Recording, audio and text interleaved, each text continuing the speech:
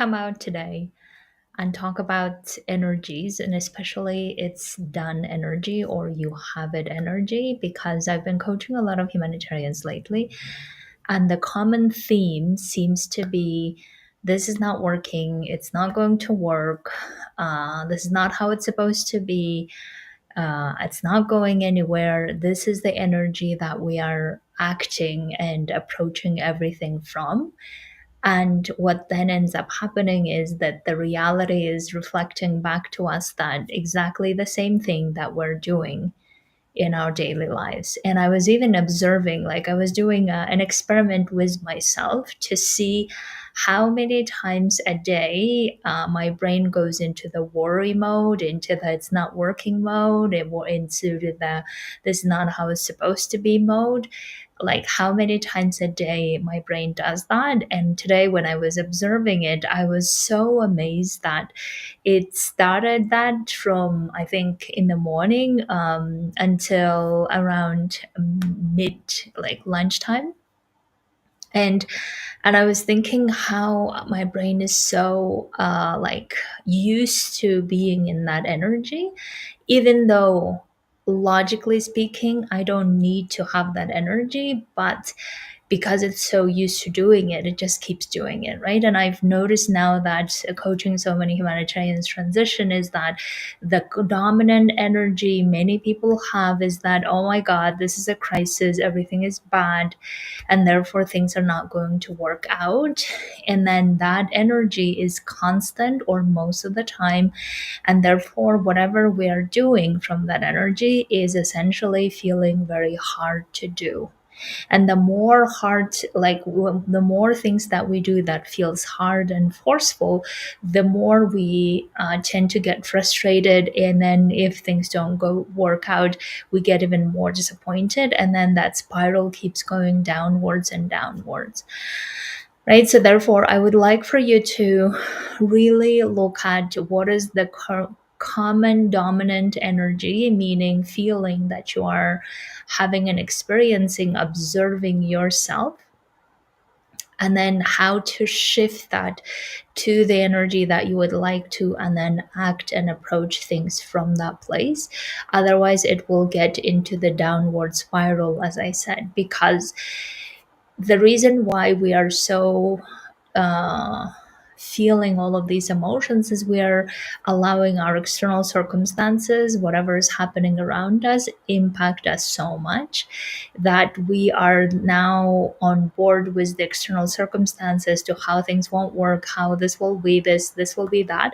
And then because we're so impacted by it, we're not really staying in our own power, in our own energy of how we actually want to go through this process. Because the thing that I think interesting about our fears is that our fear always believes that if we worry and if we keep fearing, then somehow magically we're going to do things better, or we're going to do more effort than when we do things and approach things from this is done, I know I can do this, I know I can get this, I have this thing that I desire already.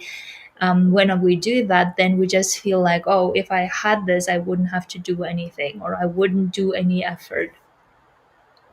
But I think that's really the survival brain is tricking us into staying in the survival brain. And the longer we stay, the longer the stress affects us negatively, and the more we feel all of the emotions what we are desperately not wanting to feel, right? So therefore I would love for you to always like come back to the energy that feels good to you, that feels relaxed to you. So the energy that feels good to me, for instance, is the energy of it is done, or I have this thing that I want already, it is in my life already. And then when I'm in that energy I feel so relaxed, calm, grounded, elevated, and then I want to do things genuinely the way that I love. Whatever the thing that I'm working on, I genuinely love doing that. And I do those things not so I can get something, but I do those things because I really want to do a good job for my own sake.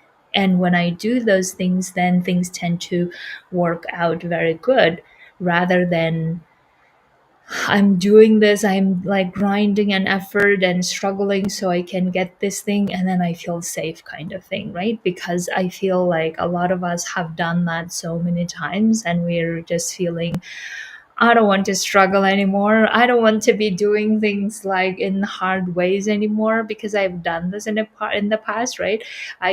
Coach a lot of humanitarians who say that I have done the grinding already. I don't want to do that, and I think that's amazing.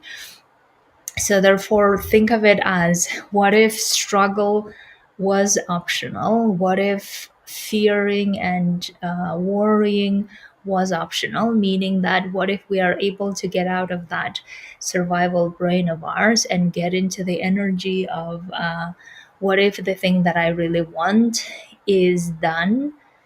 I want to do all those steps to get there, but I trust in my bones. I know in my bones that it is done, and I'm going to do my best to get there and do the things. What if we could be able to approach things from that place? Now, when I say that, a lot of people say, well, that sounds good and everything, but how do we do that, right? And I think that's really something that a lot of people struggle. And the way that I have practiced in so many different ways, but the one of the ways that I really get into the practicing is, of course, I calm my emotions currently, whatever the emotions I might be having. I'm calming them. I'm breathing intent, like deeply in and holding my breath and releasing for several times. And then once I calm down, my brain calms down, my body calms down. Once I get to that place, then I really start feeling like, okay, if that thing that I'm really wanting, whether it's a job interview or the job landing, or whether it's the um, I don't know, clients or whatever the thing that you are working towards, if I had those things already, how would I currently be feeling and experiencing myself? What would be I would be observing in my world, right? I imagine that I'm like getting into my observer seat and imagining, if this was happening, these are the things I would be experiencing and feeling. And then I go into that state. And then once I go into that state, the way that I know that I am in that state is when I feel like, okay, I want to do things well, because this is how I want to do things. This is my standard of doing things, and I'm not doing it so I can get something, right? So this might be a great approach to take, especially if we're preparing for the interview. Is we are going to the interview and we're preparing for it not from this desperate energy, from this, oh my god, will this work out, and then heighten the importance of the interview and putting it into the pedestal. And the more we put something into the pedestal, or even a human into the pedestal, then we feel so much attached, or so much like inferior in some way, and so much of the desperation grows, right? And we don't want that to happen. So that's why, okay, this is an interview, amazing, I will do my best, because that's who I want to be and how I want to show up in that interview. And then I'm releasing the attachments and what will happen, how it will happen. I will not go into that, because I am in the it is done energy, right? I am in the energy of, okay, I have this job or any other job. I know that I can, or I know that this is my reality, and I just want to stay in that lane and do the best I can. And when we are doing that, then even if this one doesn't work out, we're not like, oh my God, this has to work out. And then in the end, not working out and feeling even more frustrated and disappointed. And I wouldn't want you to experience that so many times, because that's so much continuous stress to our body is what is affecting us very negatively, right? So therefore, I really feel like, as if the universe does not want us to undermine ourselves, and does not want us to feel inferior, and does not want us to make ourselves smaller or less than less powerful than the interview or than the job. Therefore, we really want to stay in our power of, okay, whatever it happens, this is done, and my job is to show up as amazing as I can, and then the less, you know, take care of itself, I don't know, by others, by universe, whatever you believe in, right?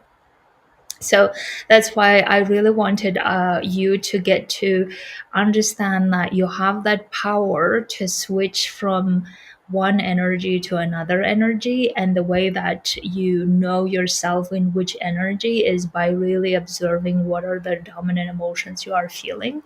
The dominant emotions that a lot of humanitarians tell me currently is that they're scared, they are like they're afraid that things will not work out, they're worried, a lot of this like scarcity or desperate type of energy. And if you're finding yourself, then really please, before going and doing anything, before applying for things, before going into sales conversation, before going to talk to a private sector, whatever it is you do, go into that energy of, like some people say, sufficient energy.